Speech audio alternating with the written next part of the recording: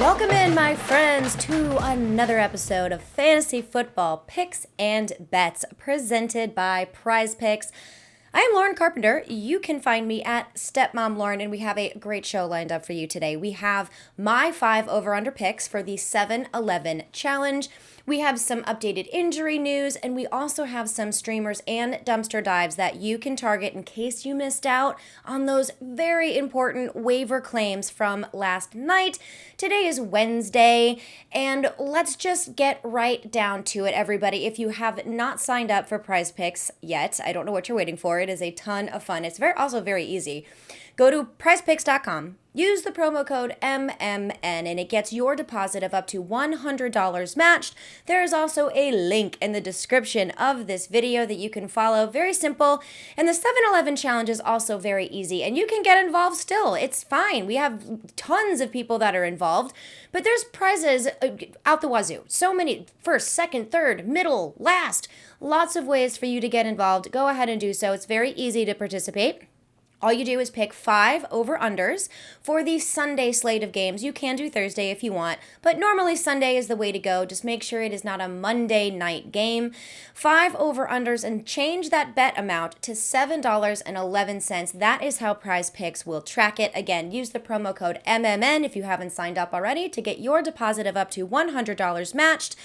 Or just follow the link in the description if you're lazy, like I can be sometimes. So it's right there for you.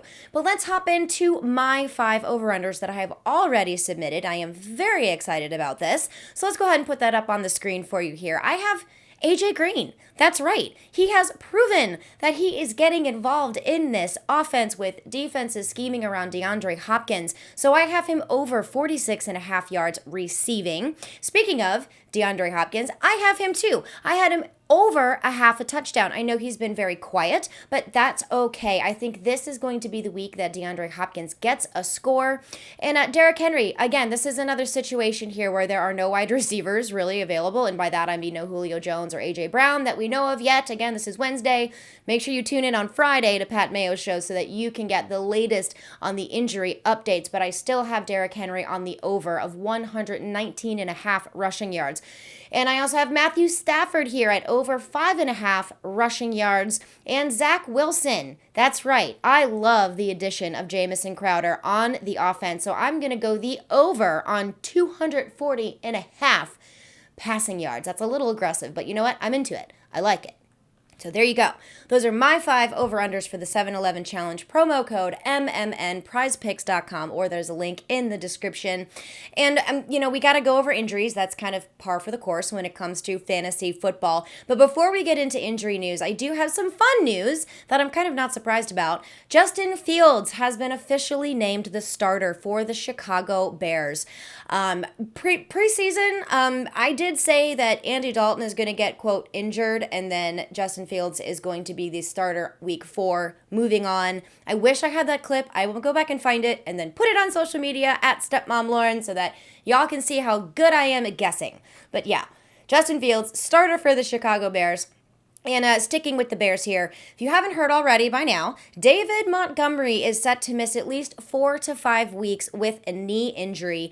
Now, this is likely going to take him through the Week 10 bye, which means we probably won't see Montgomery till Week 11. So be prepared. Damian Williams was that hot name off the waiver wire, but Khalil Herbert is a sneaky name that you can pick up and stash if you want to. I do have him later on here on the dumpster dive segment. He should be pretty widely available, but he is now the RB2. And if the Chicago Bears want to use more than one person in the run game now that Montgomery is gone, besides Justin Fields, it could be Khalil Herbert if you're desperate, which it happens sometimes when there are so many injuries. And sticking with the running back position, Chris Carson. He did not practice Tuesday or Wednesday with a neck injury, something that we should monitor. That's probably why Alex Collins got involved at the end of the game there, sort of, for the Seahawks. So that is no bueno. Also, Peyton Barber, something that's kind of like meh because Josh Jacobs is back. He's dealing with turf toe. It's not a fracture, so that's good news, but I don't really know how relevant this is because now that Josh Jacobs is playing, Peyton Barber kind of goes to the background. But it's just something you should be aware of. Also, Will Fuller, not a very substantially long stint here so far in 2021. He is on injured reserve with a finger injury, so he is set to miss at least 3 weeks. And on some slightly better news, Teddy Bridgewater, quarterback for the Broncos, he is progressing through the concussion protocol nicely, but Drew Lock is still taking first-team reps with the offense, so that is something to monitor if you stream Teddy Bridgewater or if you have him, whether it's in a Superflex or in a single QB league. Keep your eye on Teddy Bridgewater's status. And again, make sure you tune in on Friday because Pat Mayo goes through all of the injuries that you need to know when we have a little bit more information through a full week of practice. You'll likely see a lot of cues by a lot of names today. Wednesday is a classic veteran rest day. They do that a lot, so I really don't take a lot of those cues by names very seriously on a Wednesday. It's when it creeps into Thursday and Friday that it becomes something you should really, really monitor. Unless it's something that's been lingering, like we were talking about with Teddy Bridgewater, for example, who's in concussion protocol. So just be aware of that moving forward. Tune in on Friday, plus tune in anyway. I'm sure you do. Big weekend of games coming up again. But let's go ahead and get to some names that might be available, whether or not to claim for your Saturday waivers, or that could be available in free agency because they weren't picked up or dropped in your most recent waiver processing day or evening, depending on when that happens. So let's dive right into my segment that I love to call Streamers and Dumpster Dives. So quarterbacks, let's go ahead and start with them. Daniel Jones, he's still on the waiver wire, I guess you should say. He's still available. 34% rostered. That is it. They are playing Dallas. Dallas has allowed the fourth most points to opposing quarterback, And Daniel Jones has been getting it done through the air and with his legs. He's been showing that he can be that dual threat quarterback, if you will. So I kind of like picking up Daniel Jones. I really like this divisional matchup, and I really like the fact that Dallas gives away a lot of points to the quarterback position. In a little bit tougher matchup here, we have Taylor Heineke for Washington. He is 13% rostered, so he should be available as well. He does have a really hard matchup against New Orleans, but he still scored over 20 fantasy points when he played against Buffalo, and they were getting blown out. So I don't necessarily hate this for Taylor Heineke, but I especially like it as a either start this week, but definitely a stash for next week when they play Kansas City, who I believe is third most when it comes to points allowed to the quarterback position, something ridiculously high like that. So Taylor Heineke is going to be a little bit more of a question mark this week. I still like playing him, but if there are other better matchups that you believe in more, I have no problem with stashing Taylor Heineke for this week. And last but not least, if you want to be what I like to call muy caliente, try Zach Wilson. Like I just said, I love Jamison Crowder on this offense, and I have Zach Wilson on the over for his passing yards, and I like it. He's 9% rostered, so he's definitely available. They're going up against the Falcons, who we like to pick on a lot in fantasy because the Falcons tend to bleed fantasy points to wide receivers and to quarterbacks.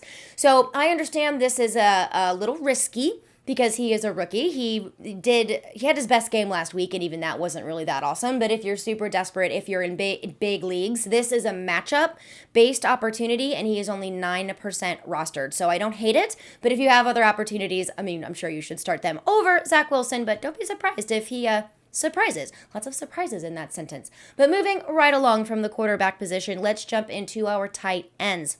Now, Cole Kmet, that's a name that has been floating around quite a bit.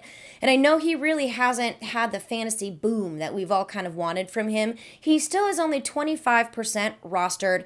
And Fields is going to be the starter now, moving forward. So it is possible that he's going to need a safety outlet. And that could very well be Cole Kmet, especially in this matchup. They're playing the Raiders, who have allowed the 10th most points to the tight end position. So it is possible that Justin Fields is going to need to rely on some dinks and dunks, especially without David Montgomery there, and they're going to be relying mostly on Damian Williams and possibly a little Khalil Herbert. So if there's a matchup where Cole Kmet could get involved, I think this is a pretty good one against the Raiders. And another one too, Cameron Brate, guys, for the Buccaneers. He's 17% rostered, and I know that he didn't have really the greatest fantasy performance that we would have really liked to see in Foxborough, but okay, that game was not about anything else besides the reunion of Tom Brady with New England and this whole thing, and it was so very dramatic with pouring down rain, and it was weird. However, he did see let's see, 6 targets, 3 receptions, and 29 yards. So he did get involved in a game where there was not nearly as much scoring as we expected there to be, when, like I said, there was a ton of rain. And Tom Brady is not afraid of targeting the tight end position, and Rob Gronkowski has broken ribs and a punctured lung. So if you need a tight end, Cameron Brate is going to be on the field, and he is 17% rostered. And last but not least, another spicy pick, kind of like my Zach Wilson pick was, but CJ Uzomah, okay? And I'm not a person that really likes to chase points. In fact, I despise doing that. But CJ Uzomah has been fantasy relevant in the past. He is only 6% rostered. Joe Mixon is hurt, so they're going to be relying in the run game on Samaje Perine, possibly Chris Evans, who knows. So I think there is opportunity here for CJ Uzomah to get involved again, because he had a monster game. So he is talented enough to get it done. He is athletic enough to get it done. And they're playing Green Bay, who have allowed the 8th most points to the tight end position. So if there is a game where CJ Uzomah can get involved, kind of like we were speaking a little bit of Cole Kmet, who hasn't had that boom game yet, like Uzomah has, maybe go for it. And if you don't feel like doing this in your redraft fantasy, totally get it. Try it in daily fantasy, because his value is probably going to be pretty nice. So CJ Uzomah, 6% rostered for the Bengals going up against Green Bay. Now, the defense special teams is a little bit more thin this week than I normally like to see it, but I do have 2 options here for you. The first one is the Tennessee Titans, who are 38% rostered. They are going up against the Jacksonville Jaguars. And if you have been paying any attention to the news or football news, you might know that there's a little bit of turmoil going on in Jacksonville right now surrounding the moron head coach, that is Urban Meyer. So there is a possibility that this team could be a little bit besides themselves this week, which will allow the Tennessee Titans to really exploit some of those weaknesses that we've already seen from Jacksonville, from Trevor Lawrence. That whole situation is a mess, so yeah, let's take advantage of it in some positive way that we can. And why not start the Tennessee Titans defense? I know I said this last week against the juiciest matchup ever with the Jets, and it did not pan out. In fact, it was the Jets' first win. Yay, football. Like, these things happen in fantasy, but the Jags have allowed the 5th most points to opposing defenses this year, so the opportunity is there, both intangibly as well as by the numbers that they have allowed to opposing defenses. And my last one here is the Las Vegas Raiders at 23% rostered against Chicago. So we're going up against Justin Fields here, a very bad offensive line, lots of opportunities for sacks, opportunities for interceptions, opportunity to minimize the run game now that David Montgomery is off the field. So Raiders aren't really a horrible look either, and they're kind of looking for a get-right game as well after they got pummeled by the Chargers. So I kind of like that intangible there as well for the defense. And Chicago, again, I think they're like they are ranked 8th that have allowed the 8th most points to the defense position. Wow, I was way off on that whole thing. Let me try again. I knew it was only a matter of time before I messed something mega up, so let me try again. The Bears have allowed the 8th most points to opposing defenses and special teams. Nailed it. Boom. Mic drop. I'm not dropping the mic because we still have to get into our dumpster dives at the running back and the wide receiver position. Okay, so I already mentioned that Joe Mixon is injured. Now, depending on which coach you talk to, he's either day-to-day or he's week-to-week. Okay, it's a high ankle sprain. He is likely going to miss time. Is that confirmed? No. But I have a feeling that he's likely going to miss time, and if he doesn't, he should be limited because he's really hurt. A high ankle sprain is no joke. So I think Samaje Perine is either going to start or he's going to be heavily involved. He is still only 30% rostered now that waivers have processed. And they're facing Green Bay, like I mentioned. They're not the weakest against the run, but they are exploitable. So if you need a running back, which we all do, like we're running back needy just by default. But if you really, really need one, and Samaje Perine is there, he is worth a grab. Another one is Alex Collins. Like I mentioned, Chris Carson has now missed 2 days of practice. Their game is on Thursday. Okay, so I'm recording this on Wednesday. I hope you are seeing this Thursday morning because they are going to give that game time decision status, if you will, to Chris Carson Thursday before the game. So if you have Alex Collins, he's only 14% rostered. He's the one that is going to be the primary beneficiary beneficiary that I know of, at least, unless they sign someone else and something else crazy happens. But Alex Collins did a good job with it. Last week, he had 10 rush attempts, 44 yards, and a touchdown. I don't like the matchup, though. This is not something that I like for the Seahawks. They're playing the Rams, which are very good on defense anyway, but the Rams have a way of just dialing down on the Seahawks. They know how to get it done. I mean, this was even before Sean McVay. So this is not the greatest of matchups, but again, you may not have a choice if Chris Carson is not playing, or if you have another running back that is not playing at all. At least Alex Collins is going to see some time, especially if Chris Carson completely misses the game. All right, and last but not least, I did mention his name before as well. Khalil Herbert, 10% rostered. This is the now de facto RB2 in the Chicago offense. It's worth a stash. I won't call him an immediate starter unless for some reason that thigh bruise that Damian Williams has is a lot worse than we all thought. But picking him up and stashing him in case of further injury or in case of any creative usage with that RB2 in the offense. So I don't hate that at all. He is only 10% rostered.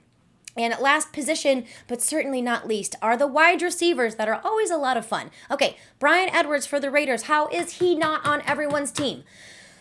He's only 15% rostered, and especially this week, they have got a great matchup against Chicago. I feel like I'm picking on that game quite a bit. But this is going to be a get-right game, like I mentioned before, for the Raiders. I have a feeling that Henry Ruggs, obviously Darren Waller, Hunter Renfrow, and Bryan Adams are going to be very involved in this offense against the Bears. So I do like Bryan Edwards if you need either a flex or if you need a wide receiver. Another one is Randall Cobb. Okay, this is real. Randall Cobb is very good at football. Aaron Rodgers is very good at football, and they both have a very deep history with one another. They are very close friends. Cobb is only 13% rostered, and he had a mega explosive game last week, and I do not think it's fluky. I think this is more of a trend, and their schedule up until I think week 9 is unbelievable when it comes to the wide receiver position and who they can exploit just moving forward. So I love being able to pick up Randall Cobb, again, only 13% rostered. And finally, speaking of Daniel Jones, I feel like I'm talking about the same people, but these are people that are available on your free agency or on the waiver wire for Saturday. Kadarius Toney, Daniel Jones, as long as he can keep playing like he is through the air, getting all of these wide receivers involved, especially with Sterling Shepard still questionable, out. I'm not really 100% sure of his status right now on this Wednesday evening that I am recording. But Kadarius Toney had a pretty good game, and he is becoming fantasy relevant. All of these wide receivers are becoming fantasy relevant. He did have 9 targets. That's pretty dang good. 9 targets, 6 receptions, and 78 yards. And again, they're facing Dallas. Like I mentioned, it's a huge divisional game. Dallas has allowed the 3rd most points to wide receivers so far this season. So if you need someone to start, Kadarius Toney could just be your dude. And that's it from me. I'm sorry if you missed out on those big names on the waiver wire, but hopefully I gave you a little bit of a leg up when it comes to some spot starts that you may need with some really good matchup opportunities. Remember to sign up for PrizePicks, prizepicks.com, promo code MMN, or follow the link in the description of this video.